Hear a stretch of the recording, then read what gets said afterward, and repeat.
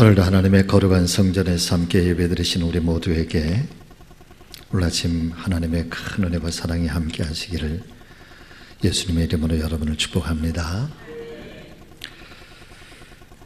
오늘은 이 마가복음 4장 35절 이하의 말씀을 통해서 인생의 거친 풍랑이 밀려올 때라는 말씀의 제목으로 함께 하나님의 말씀을 증거하려고 하는데, 아무쪼록 오늘 이 아침에도 성령께서 말씀을 깨닫게 하시는 은혜가 함께 하시기를 바라고, 말씀이 우리 안에 능력이 되기를 주님의 이름으로 소망합니다. 사랑 믿음의 가족 여러분, 우리는 우리 자신에게 부여받은 단 한 번밖에 없는 나의 인생을 살아가시다 보면 때로는 원하지는 않았지만 혹독한 시련과 어려운 일들을 종종 당하게 되는 것 같습니다. 사업에 실패할 때도 있고, 때로는 사랑하는 이가 먼저 세상을 떠나는 아픔과 슬픔을 겪게 되는 때도 있고, 때로는 믿었던 사람에게 배신을 당할 때도 있고, 어제까지는 멀쩡했던 우리의 몸에 갑자기 이상 증세를 느끼면서 건강에 적신호를 당할 때도 있습니다. 어쩌면 오늘 본문의 말씀처럼 마치 갈릴리 바다를 건너가고 있었던 제자들이 갑작스럽게 불어닥친 이 엄청난 풍랑과 거센 파도를 예측할 수 없었던 것처럼, 이런 고난과 시련이 닥쳐오게 되었을 때 사실상 정말 중요한 것은 바로 그 고난의 시점에서 우리의 생각이나 우리의 믿음이 무엇을 선택하고 어떤 방향을 향해서 나아가고 있는가라고 하는 것은 그 고난의 시점만이 아니라 그 이후에 우리의 삶의 여정을 결정하고 이끌어가는 중요한 동기가 되기 때문에, 사실은 그런 상황이 있을 때 사랑하는 여러분, 우리가 어떤 믿음을 간직하고 어떤 말씀을 의지하느냐라고 하는 것은 대단히 중요한 줄로 믿습니다.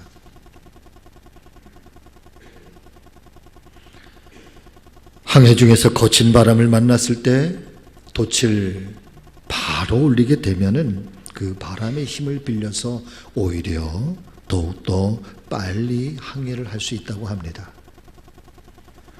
그러나 문제는 돛의 방향을 잘못 잡았을 때, 혹은 거친 바람과 풍랑이 이 배를 전혀 엉뚱한 방향으로 몰고 갈 때 결국에는 배가 파손될 뿐만 아니라 심지어는 목숨의 위험까지도 받게 되는 그런 상황에 처하게 되겠지요. 사랑하는 우리 교회 믿음의 가족 여러분, 내 인생에 거친 풍랑이 밀려오는 것처럼 어떤 시련이나 어떤 환난이 우리 앞에 다가오게 될 때 오늘 본문의 말씀을 기억하시면서 다시 한번 우리 주님의 은혜와 사랑을 회복하시기를 바라고, 우리 인생의 거친 풍랑을 넘어서 오늘 주님 말씀하시는 것처럼 고요하라, 잔잔하라, 아주 잔잔하게 되었다라고 하는 것처럼 저와 여러분들의 생애, 저와 여러분들의 가정, 저와 여러분들의 모든 기업, 자자, 손손에 잔잔케 하시는 은혜, 평화가 함께 하시기를 주의 이름으로 축복합니다. 자, 그렇다면 오늘 말씀을 통해서 우리가 깨닫게 되는 은혜는 무엇일까요? 첫 번째는 여러분 같이 하십니다. 내 인생의 풍랑이 밀려올 때는 주님을 모시고만 있는 것이 아니라 주님께서 일하실 수 있도록 깨워야 합니다. 깨워야 합니다. 아멘. 주님을 모시고만 있는 것이 아니라 주님을 깨워야 된다는 거예요. 자, 5절과 36절의 말씀을 한번 좀 마음에 잘 새기면서 한번 읽어보시죠. 35절, 36절. 그날 저물 때에 제자들에게 이르시되 우리가 저편으로 건너가자 하시니 그들이 무리를 떠나 예수를 배에 계신 그대로 모시고 가매 다른 배들도 함께 하더니. 아멘. 그들이 무리를 떠나 예수님을 배에 계신 그대로 모시고 가더라. 이미 하나님의 말씀인 성경은 이 거친 풍랑이 일어났던 갈릴리 바다의 사건을 기록해 주면서 이미 암시적으로 우리에게 전해주고 있는 것이, 제자들이 예수님을 배에 그대로 모시고 갔다. 그냥 이 말씀 속에는, 이 상징 속에는 여러분 예수님과 그냥 아무 뜻 없이,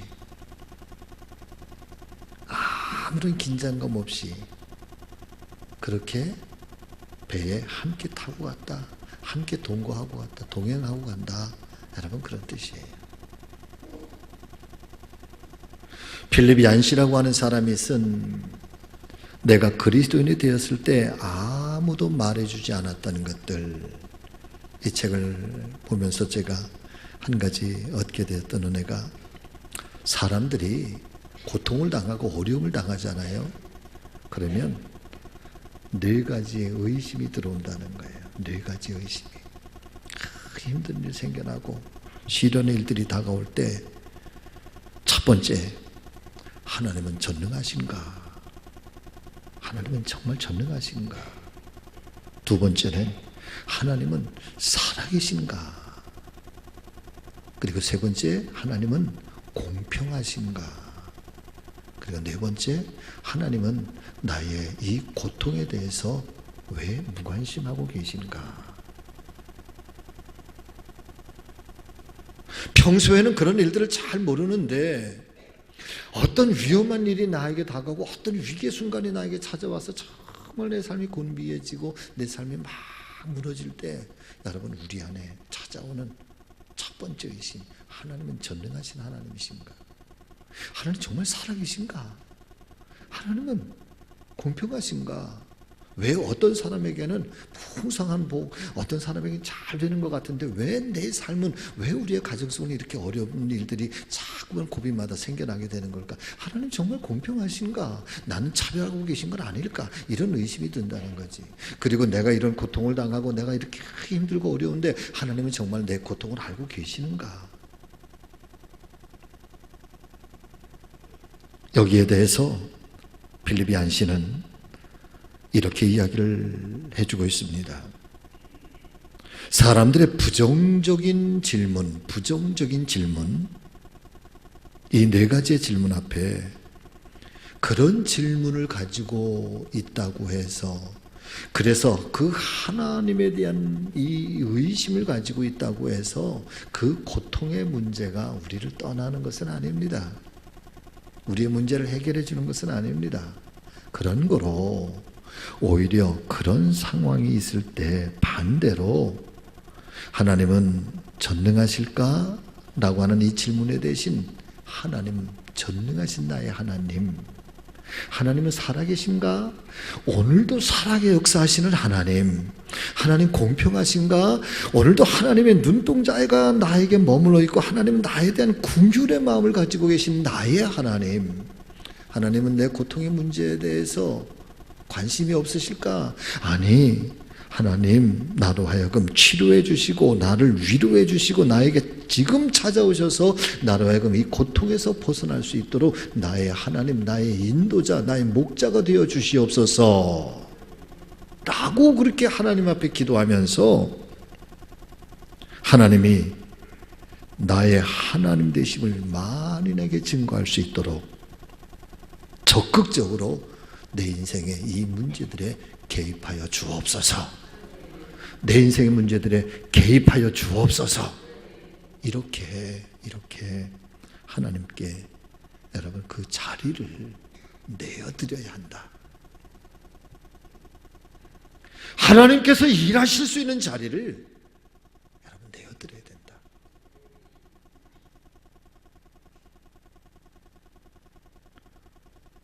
평소에는 우리가 주님을 믿는다고 하면서도 주님께 아무런 도움도 요청하지도 않고 주님의 이름을 부르지도 않고 주님 말씀 앞에 순종하지도 않고 그저 주님만 모시고 살아가는 신앙생활을 하고 있는 것은 아닙니까? 여러분, 그렇게 우리에게 반문을 하고 있습니다. 사랑의 믿음의 가족 여러분, 어떠세요? 평소에도 주님께 도움을 요청하고 계십니까? 주님의 이름을 부르시고 계십니까? 주님 말씀 앞에 순종하고 계십니까? 물론 우리가 주님을 모시고 살아가는 것만 해도 사실은 참 대견한 신앙생활을 하고 있다 항변할 수도 있으시겠습니다마는, 그러나 나와 주님의 관계가 그저 모시고만 살아갈 뿐 아무런 대화도 아무런 만남도 아무런 관계의 역사도 주님과 우리 사이에 일어나지 않는다고 한다면 함께 모시고 살아갈 뿐 그 관계가 얼마나 삭막하고 힘든 관계가 되겠습니까? 아니, 어쩌면 오히려 그런 삶의 태도가 우리 주님을 무시하는 것은 아닐까요? 오늘 말씀을 깊이 상고해 보면 처음에는 제자들이 예수님을 배에 계신 그대로 모시고 갔다는 것입니다. 그런데 그들에게 풍랑이 일어나기 시작하고 배가 뒤집혀질 만한 위기가 닥쳐왔을 때 그들은 그냥 모시고만 있는 것이 아니라 우리가 죽게 된 것을 돌아보시지 아니하십니까? 주님, 일어나십시오. 주님, 우리를 돌아봐 주십시오. 우리를 살려주십시오 라고 하면서 주님을 깨우고 주님께서 도와주시기를 위하여 간절하게 사모하고 있다는 사실을 오늘 아침 말씀 가운데 발견하실 수 있기를 바랍니다. 어제 제가 결혼 주례를 하고 그리고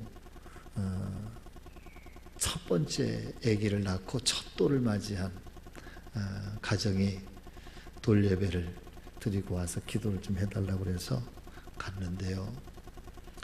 그리고 나서 이제 행사를 하고 그 다음에 이제 원탁에 둘러앉아서 식사를 하는데 저희 앞에 한 부부가, 젊은 부부가 이렇게 앉았습니다.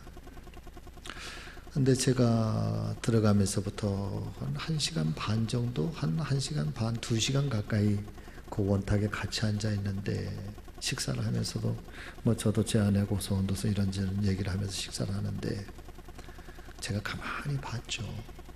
그랬더니 이 젊은 부부가 남편하고 아내하고 애들 둘이 앉아 있는데 그 2시간 동안 한마디도 안 해요.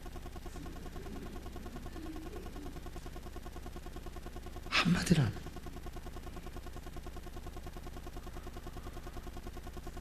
근데 목회자는 어떤 영감이 있잖아요. 영감이 딱 느낌에 이 부부가 좀 심상치 않구나. 부부가 심상치 않구나. 사랑하는 여러분, 혹시 같이 살지만 한마디 안 하는 부부가 계십니까?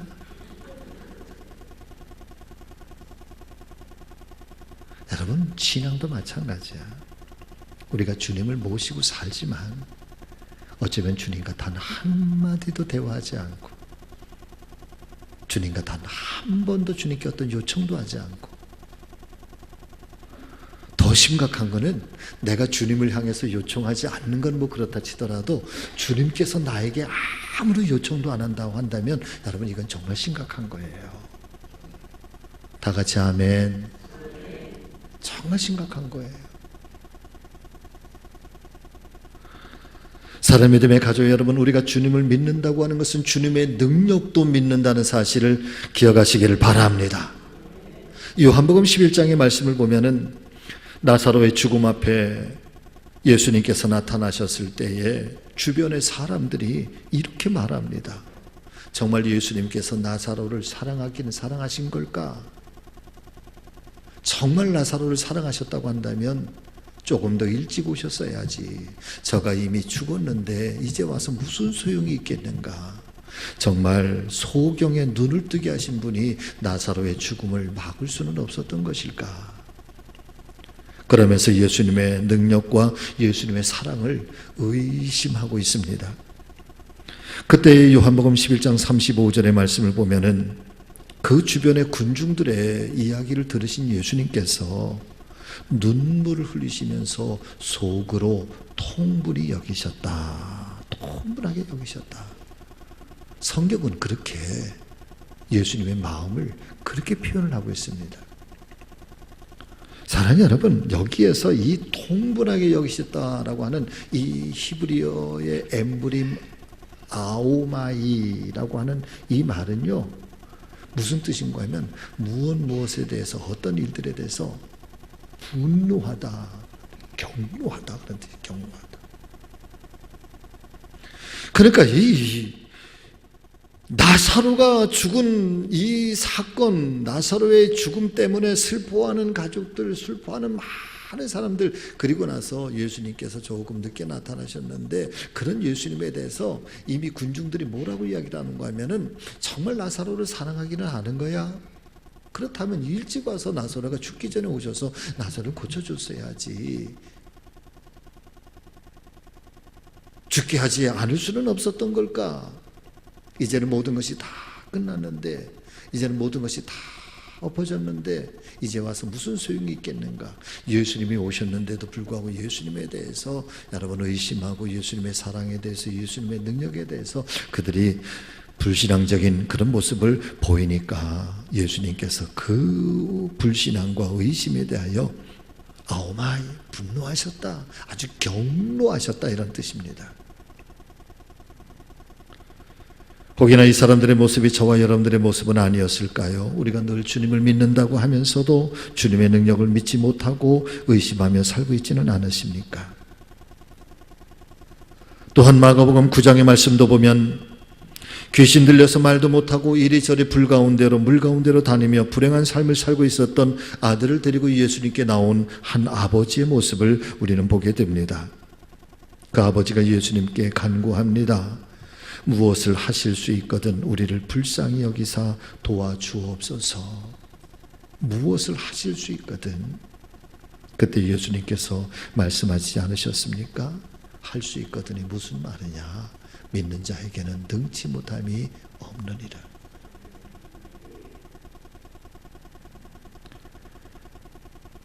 어쩌면 이 아버지의 고백이 우리의 고백인지 몰라.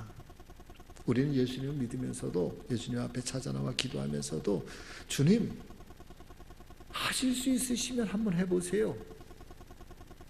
이게 바로 그런 표현이거든요. 하실 수 있으면, 무엇을 하실 수 있거든.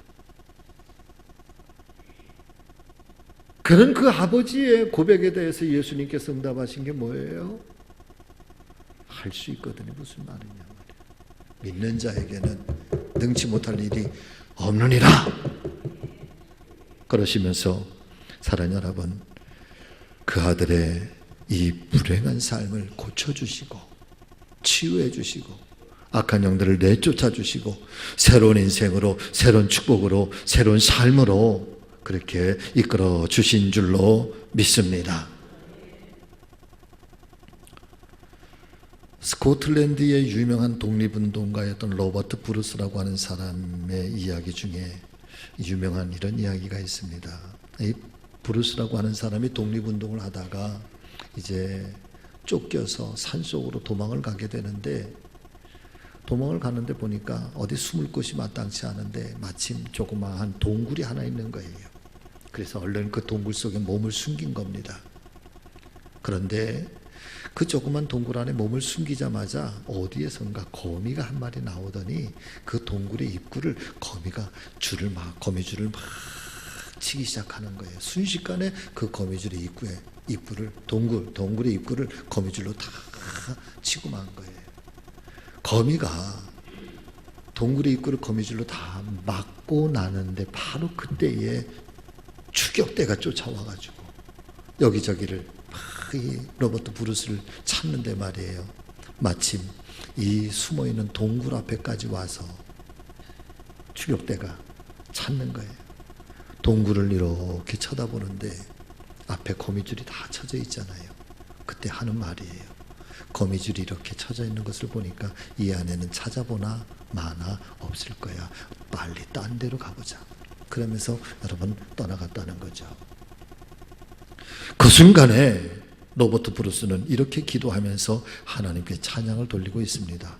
오 하나님, 거미의 뱃속에 나를 위한 피난처를 마련해 주셨나이다.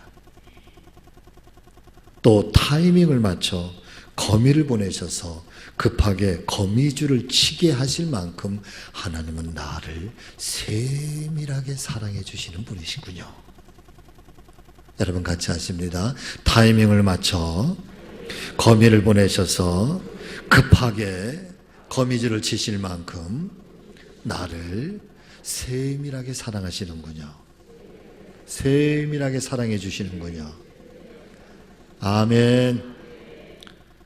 사랑하는 여러분, 이와 같은 일들을 두고 믿지 않는 사람들은 그저 우연하게 일어난 일이라고 말할 수 있을 것입니다. 그러나 살아계신 하나님을 믿는 성도들은 가장 적절한 순간에 하나님께서 개입하여 주셔서 일하시는 하나님의 역사요, 하나님의 도우심이요, 하나님의 사랑이라고 우리는 고백하고 있는 것이죠. 하나님의 사람에게 우연이란 있는가? 없습니다. 하나님의 사람에게 우연이란 없습니다. 다만 하나님의 섭리와 하나님의 계획만 있을 뿐이지. 여러분, 저는 그렇게 믿습니다. 내 인생의 삶의 순간순간마다 우연한 일이 일어나는 걸까? 아니요.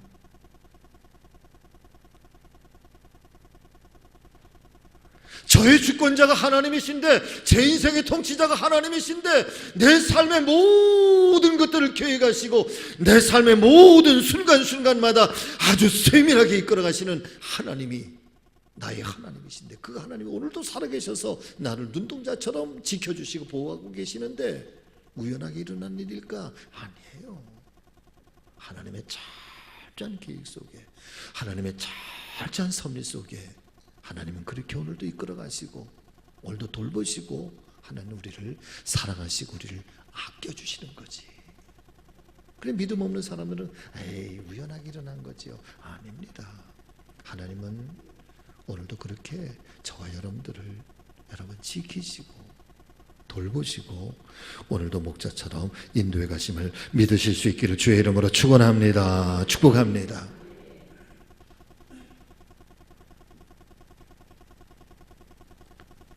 이사야 43장에 있는 말씀을 보니까 내가 너를 지명하여 불렀나니 너는 내 것이라. 나는 너의 하나님이라.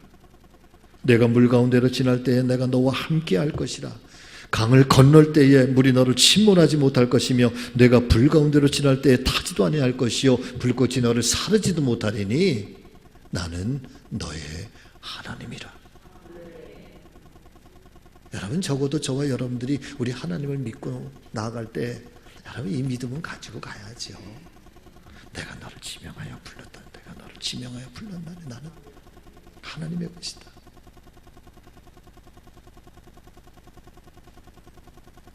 사랑 믿음의 가족 여러분, 인생의 바다에는 풍랑이 끊어지지 않습니다. 하나가 지나가면 또 다른 풍랑이 다가옵니다. 그런가 하면 이 풍랑이 어떤 때는 전혀 예고 없이 다가온다는데 우리를 당황하게 합니다. 기대하지 않았던 풍랑, 또 사실 인생의 많은 풍랑, 이런 것들이죠. 갑자기 다가와서 아주 혹독한 상처를 남기고 호련히 이 풍랑은 떠나가 버립니다. 갈릴리 바다의 풍랑이 그런 것입니다. 오늘 말씀의 풍랑이 바로 그런 거예요. 어느 순간 잔잔하던 때 갑자기 예고 없이 찾아와서 마치 우리를 죽을 것처럼 집어삼킬 것처럼 그런 사나운 바다로 급변하게 되고 우리의 삶을 그렇게 무너뜨리려고 예측 불가능한 일들이 우리 가운데 여러분 도사리고 있단 말이에요. 그런 순간순간마다 사랑하는 여러분, 오늘 주시는 이 말씀, 오늘 주시는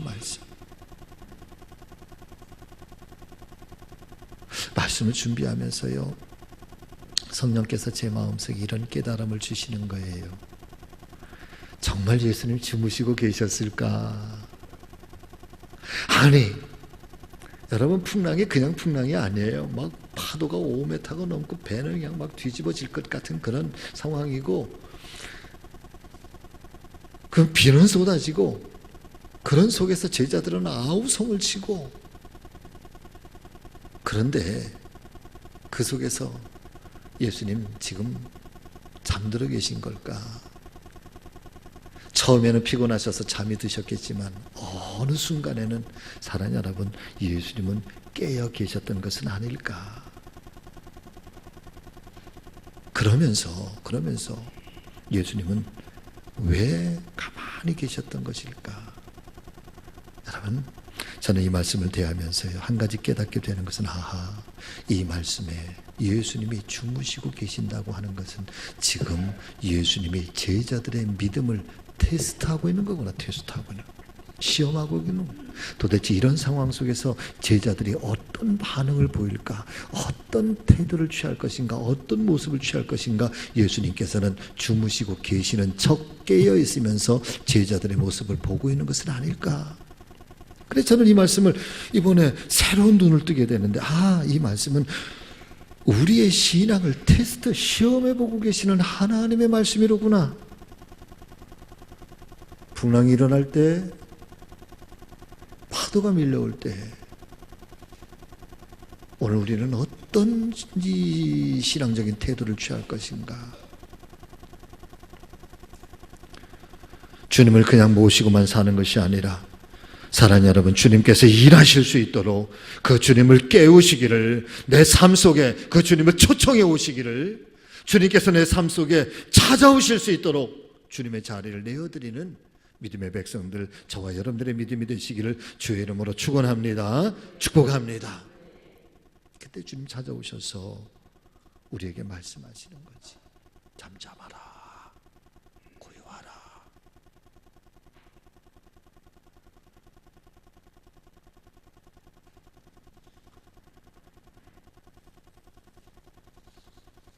두 번째는요, 여러분 같이 하십니다.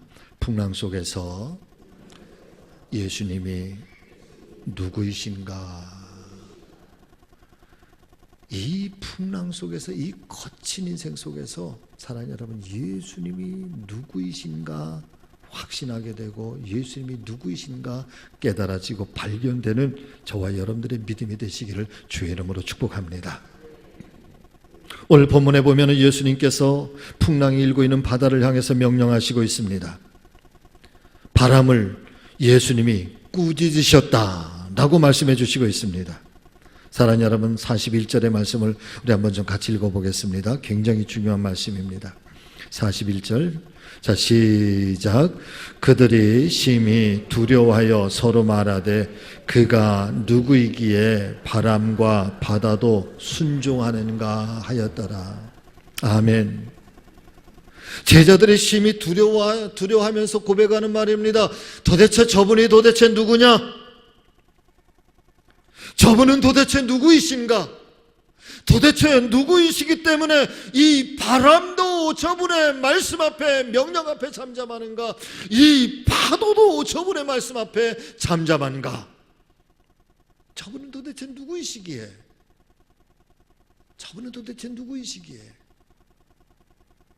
사랑하는 여러분, 제자들이 이 질문을 던지고 있는 것입니다.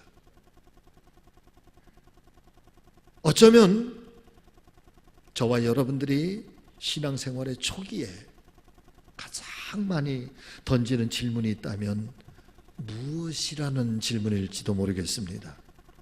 예수님은 나에게 무엇을 해줄 것인가? 내가 열심히 신앙생활하면 하나님께서 나에게 무엇을 해줄 것인가? 무엇이 나에게 유익할 것인가? 내 삶에 무엇이 이루어질 것인가? 어쩌면 우리가 예수님을 믿고 신앙생활을 하고 교회를 나오기 시작하면서 우리 안에 첫 번째 생겨나는 믿음의 질문은 바로 이것 아닐까요? 나에게 어떤 유익이 생겨날까? 무엇이 나에게 일어날 것인가? 주님께서는 나에게 무엇을 가져다 줄 것인가? 그런데 사랑하는 성도 여러분, 우리의 믿음이 성장하고 우리의 믿음이 자라나고 예수님에 대해서 눈 떠지기 시작하는 순간부터 저와 여러분들의 질문이 달라질 수 있기를 주의 이름으로 축원합니다. 누구이신가? 라고 하는 질문이 생겨날 수 있기를 바랍니다.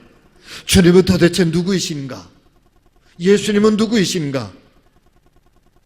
예수님이 누구인가에 대한 진정한 신앙의 고백이 없이는 참된 그리스도인이 될 수가 없다는 말씀이기도 한 것입니다. 저분은 누구일까? 바람과 파도도 복종하시는 저분은 도대체 누구일까? 사랑하는 여러분, 고난을 통해서, 이 역경을 통해서, 이 환난과 시련을 통해서 제자들의 눈이 밝아지기 시작하는 거예요. 전에는 예수님이 나에게 무엇을 줄 것인가? 예수님을 통해서 내가 무엇을 얻을 것인가? 여기에 신앙에서 어느 순간 갑자기 믿음의 눈이 떠지기 시작하는데, 도대체 이분이 누구지? 도대체 저분이 누구지? 어떻게 자연의 만물이 복종하는 것일까? 말씀 한마디에 파도가 잠잠해지는 것일까? 말씀 한마디에 바람이 잠잠해지는 것일까? 도대체 이분 누구지? 바다를 지으신 분일까? 우주의 만물을 다스리시는 분이실까? 여러분, 말씀은 거기까지 나가지 않지만 그렇게 의문 부호를 던지면서 질문을 던지면서 이 사건은, 마가복음은 끝을 맺습니다. 그러나 그 말씀의 이후에 이어지는, 우리가 믿음으로 상상하면 여러분, 그 다음에 이어지는 말씀은 바로 그런 거지. 그렇다, 예수님은 하나님이시구나. 예수님은 창조주시구나. 예수님은 전능자시구나. 예수님은 통치자이시구나. 여러분, 여기에 대해서 제자들의 믿음의 눈이 열려지기 시작하는 거죠. 무엇을 해서 누구를이라고 하는 이 질문 속에는, 사랑하는 여러분, 예수님이 내 인생의 주권자, 예수님은 하나님이시로구나, 예수님은 전능자이시구나, 예수님은 나의 통치자이시구나. 사랑하는 성도 여러분, 예수는 하나님이십니다.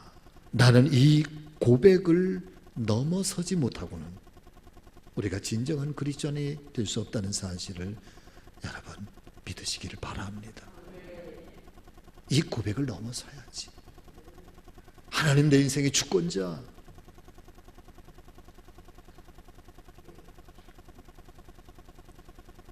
예수님은 창조자,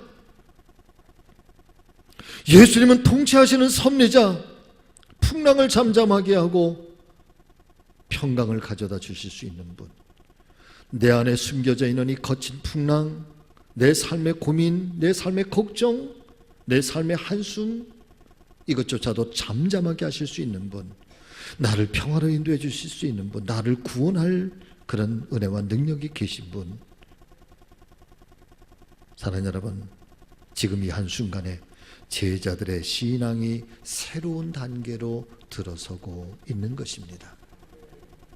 어쩌면 내 인생의 풍랑은 여러분 그렇게 하나님에 대해서 눈 떠지게 하는, 새로운 믿음으로 나가게 하는, 여러분 우리 안에 또 다른, 누가 그런 말을 표현하죠? 위장된 축복이라는, 위장된 축복. 시련이라는 게 얼굴 가리고 우리에게 찾아오는 하나님의 놀라운 축복이래. 저는 우리의 믿음이 이렇게 주님을 향해서 여러분 한 단계 더 올라가는, 깊어지는 큰 신앙의 우리 성지교회 모든 믿음의 식구들 되시기를 주의 이름으로 소망합니다. 소망합니다.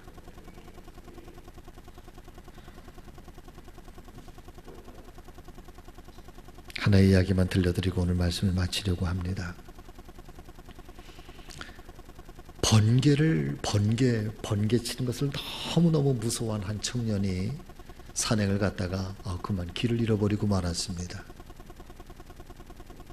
날은 점점 어두워지고 캄캄해지기 시작하는데 앞을 분간하지 못하고, 그래서 있는 손전등을 가지고서는 어떻게 해서든지 길을 비춰가면서 나아가려고 하는데 거기에 설상가상 비가 쏟아지기 시작하고 막 천둥 번개가 치니까 막 공포와 두려움 때문에 도대체 어떻게 할 줄을 모르는 거예요. 그러다가 보니까 손전등도 다 고장이 나버렸습니다. 이제는 정말 이 산속에서 그렇게 큰 위험을 당할 그런 지경에 이르렀습니다. 여러분, 그런데요, 그때 번개가 번쩍하는 거예요. 이 번개가 치면서 이 번개에 대한 이 알러지가 있는 이 친구가 얼마나 깜짝 놀랐겠어요. 막 소리를 지르고 비명을 지르고 고통스러워서 눈을 가리고 웅크리고. 그런데 사랑하는 여러분, 그 번개가 그렇게 고통스럽게 해도요, 그 번개가 번쩍하는 순간에 길이 보이는 거예요. 길이 보이는 거예요.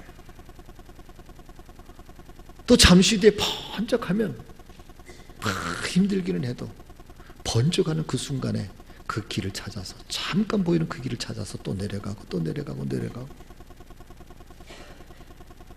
이 이야기를 통해서 우리에게 들려주는 메시지는 바로 그런 거예요. 이 고통이라고 하는 것, 이 번개라고 하는 이 알러지 혹은 이 공포심, 이 두려움, 나를 너무 괴롭게도 하고 나를 정말 고통스럽게도 하지만, 그러나 그 고통스러웠던 그 번개가 내 인생의 길을 밝혀주는 생명의 빛이 될 수도 있다는 거야.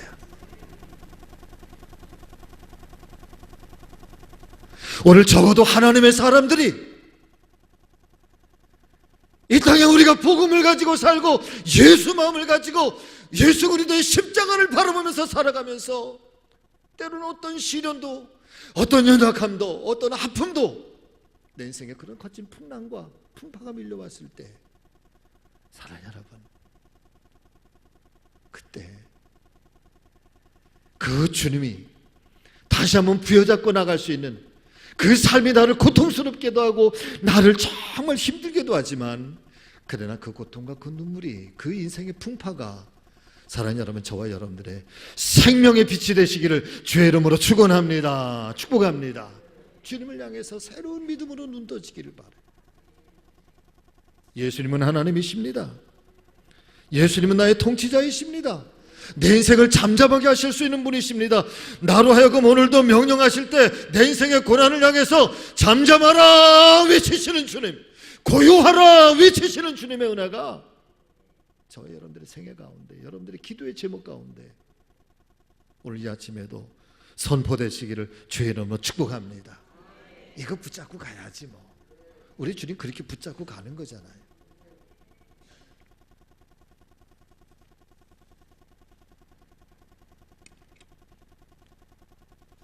사랑하는 성도 여러분, 힘내세요.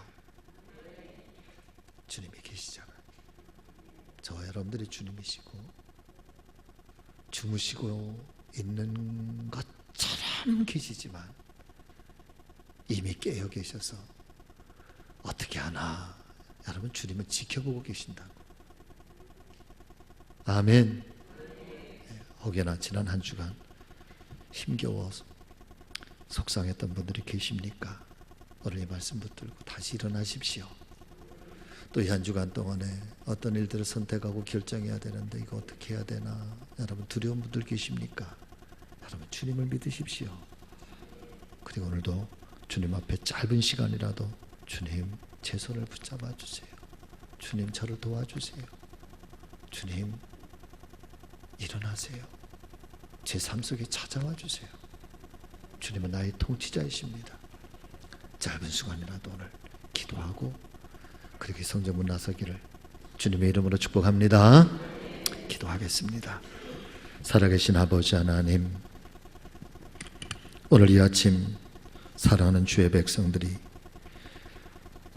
왜 무서워하느냐고, 왜 믿음이 없느냐고 그러시면서 바다야 잠잠하라, 파도야 잠잠하라, 그때에 하나님 그 거친 풍랑이 아주 고요하게, 아주 잔잔하게 되었다. 저가 누구이기에 도대체 이 바람도 파도도 저의 말씀 앞에 순종하는가.